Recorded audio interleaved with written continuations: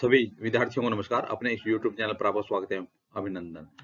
हाँ तो विद्यार्थियों, आज हम कक्षा 12 राजनीति विज्ञान विषय से एक महत्वपूर्ण पाठ के प्रश्नोत्तर देखने जा रहे हैं। तो आज की हमारी कक्षा रहेगी 12, विषय रहेगा राजनीति विज्ञान और आज का हमारा पाठ रहेगा वैश्वीकरण। तो आज हम वैश्वीकरण नामक पाठ के अति लघुतरात्मक प्रश्नोत्तर देखने जा रहे हैं। तो शुरू करते हैं विद्यार्थियों आज के।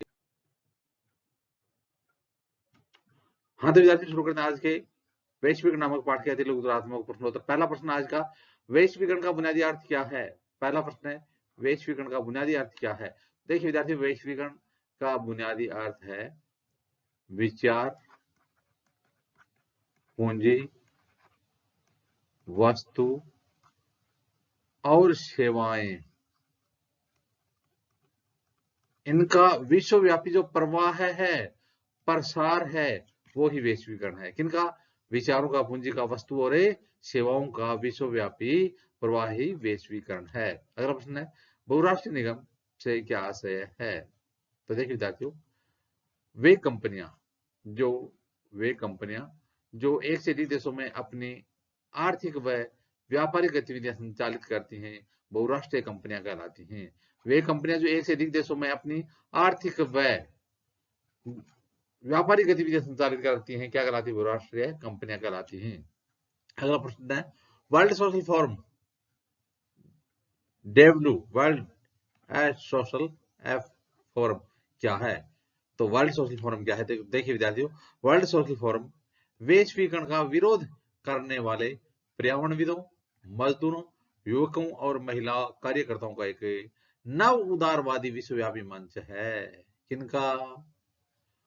पर्यावरणविदों, मजदूरों, युवकों और महिला कार्यकर्ताओं का एक नव उदारवादी विश्वव्यापी मंच, जो किसका विरोध करता है? वैश्वीकरण का विरोध करता है। तो वैश्वीकरण यानी वर्ल्ड सोशल फोरम वैश्वीकरण का विरोध करने वाले पर्यावरणविदों, मजदूरों, युवकों और महिला कार्यकर्ताओं का एक नव उदारवादी विश्वव्यापी मंच है। अगला प्रश्न है, अच्छा, इसकी पहली बैठक कब हुई थी? इसकी पहली बैठक 2001 में कहां हुई थी? ब्राजील में हुई थी। तो जो वर्ल्ड सोशल फोरम है, इसकी पहली बैठक कहां हुई थी? इसकी पहली बैठक 2001 ब्राजील में हुई थी। अगला प्रश्न है, वर्ल्ड सोशल फोरम की चौथी बैठक कब और कहां हुई? कौन सी चौथी बैठक कब हुई, कहां हुई? वर्ल्ड सोशल फोरम की चौथी बैठक कब हुई, कहां हुई? तो देखिए विद्यार्थी, वर्ल्ड सोशल फोरम की चौथी बैठक 2004 में हुई। पहले 2001 में हुई, तो चौथी हुई 2004 में। कहां हुई? मुंबई में हुई। पहली कहां हुई थी? तो पहली ब्राजील में हुई थी। चौथी कहां हुई थी? 2004 में मुंबई में हुई थी, मुंबई में। तो इस प्रकार से वर्ल्ड सोशल फोरम की चौथी बैठक 2004 मुंबई में हुई। हाँ तो विद्यार्थियों, अब देखते हैं आज के पाठ का अगला प्रश्न। अगला प्रश्न है, राष्ट्रवाद की आधारशिला किस प्रौद्योगिकी ने रखी?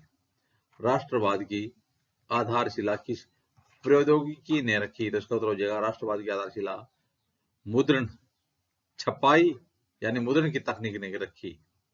किस प्रौद्योगिकी ने? छपाई यानी मुद्रण की तकनीक ने राष्ट्रवाद की आधारशिला रखी। किन आविष्कारों ने विश्व के विभिन्न भागों के बीच संचार क्रांति कर दिखाई?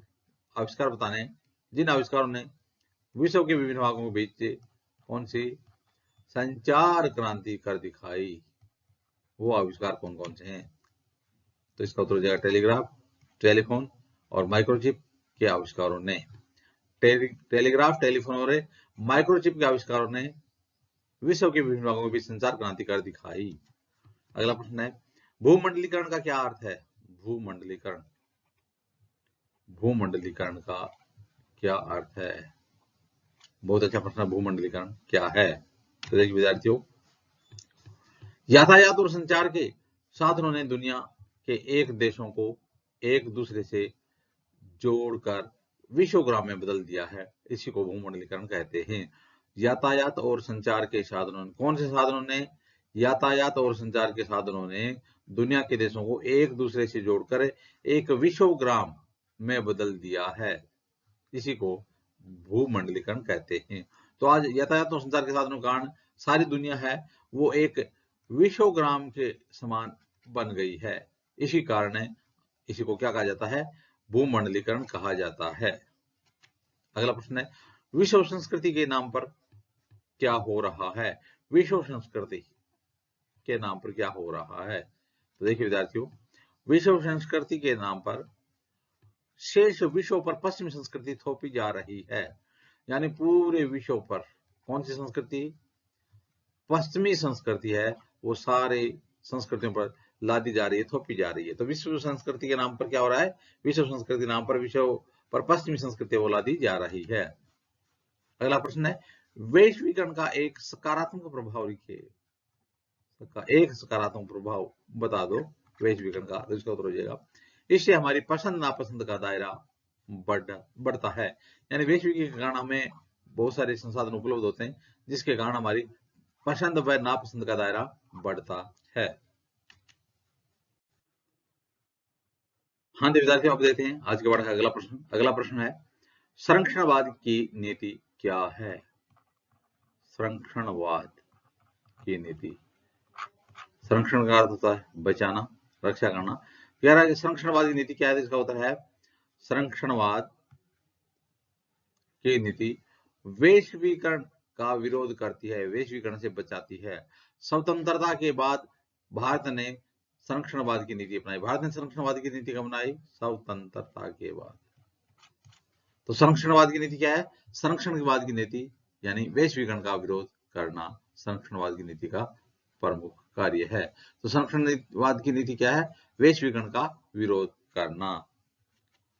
अगला प्रश्न है, मैकडोनाल्डीकरण से क्या आशय है। मैकडोनाल्डीकरण से क्या आशय है। तो देखिए विद्यार्थियों, इसका आशय है कि संसार की विभिन्न संस्कृतियां अब अपने आप को प्रभुत्वशाली अमेरिकी ढर्रे पर ढालने लगी हैं। यानी सारी संसार की जो संस्कृतियां हैं वो अपने आप को कौन सी संस्कृति पर है, अमेरिकी संस्कृति के प्रभाव को अपनाने लगी हैं। यानी अमेरिकी जो प्रभुत्वशाली संस्कृति है उसके ढर्रे पर चलने लगी हैं। तो मैकडोनाल्डीकरण का आशय क्या है, मैकडोनाल्डीकरण का आशय है कि संसार की विभिन्न संस्कृतियां अब अपने आप को प्रभुत्वशाली अमेरिकी ढर्रे पर ढालने लगी हैं। अगला प्रश्न है, साम्राज्यवाद से क्या आशय है। साम्राज्यवाद प्रश्न क्या है, साम्राज्यवाद।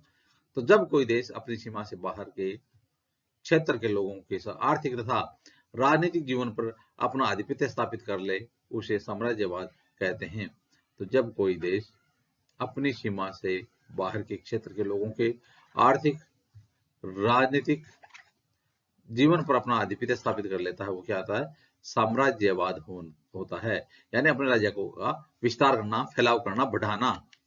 अगला प्रश्न है, वामपंथी आलोचक वैश्वीकरण के विरोध में क्या तर्क देते हैं। वामपंथी विचारक हैं, वो वैश्वीकरण के विरोध में जो तर्क देते हैं वो तर्क बता रहा है कि वामपंथी विचारक वैश्वीकरण के विरोध में क्या तर्क देते हैं। तो देखिए विद्यार्थियों, वैश्वीकरण विश्वव्यापी पूंजीवाद की एक खास अवस्था है जो धनी और निर्धनों के बीच की खाई को और ज्यादा बढ़ाती है।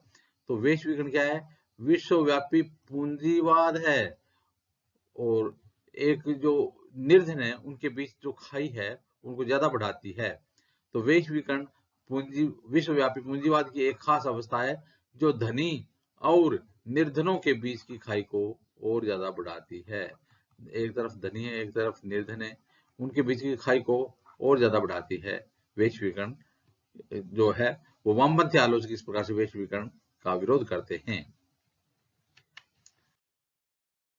हाँ तो विद्यार्थी, अब देखें आज की पढ़ाई अगला प्रश्न। अगला प्रश्न है, दक्षिणपंथी आलोचक वैश्वीकरण के विरोध में क्या तर्क देते हैं। वो तो वामपंथी था, अब दक्षिणपंथी है, वो वैश्वीकरण के विरोध में क्या आलोचक है, वो क्या तर्क देते हैं। तो देखिए विद्यार्थियों, दक्षिणपंथियों का मानना है कि इससे राज्य कमजोर हो रहा है तथा परंपरागत संस्कृति की हानि हो रही है। दक्षिणपंथी आलोचक कहते हैं कि वैश्वीकरण से राज्य कमजोर हो रहे हैं और परंपरागत संस्कृति की हानि हो रही है। अगला प्रश्न है, सिएटल 1999 में विश्व व्यापार संगठन की एक मंत्रिस्तरीय बैठक थी के विरोधी प्रदर्शनकारियों का क्या तर्क था। सिएटल 1999 यानी विश्व व्यापार संगठन की मंत्रिस्तरीय बैठक के विरोधी प्रदर्शनकारियों का क्या तर्क था। तो इनका तर्क था कि उदीयमान वैश्विक आर्थिक व्यवस्था में विकासशील देशों के हितों को समुचित महत्व नहीं दिया गया है। तो सिएटल बैठक 1999 में कहा गया था कि उदीयमान वैश्विक आर्थिक व्यवस्था में विकासशील देश हैं, उनके हितों को पूरा महत्व नहीं दिया गया है। तो इस प्रकार से विद्यार्थियों आज हमने वैश्विक नामक पाठ के लघु गुजरात्मक प्रश्नोत्तर देखे। आगे आने वाले वीडियो में भी इसी प्रकार से हम राजनीति विज्ञान संबंधित अध्ययन सामग्री देते रहेंगे। आप भी अपने इस यूट्यूब चैनल के साथ बने रहिए। वीडियो देखने के लिए धन्यवाद।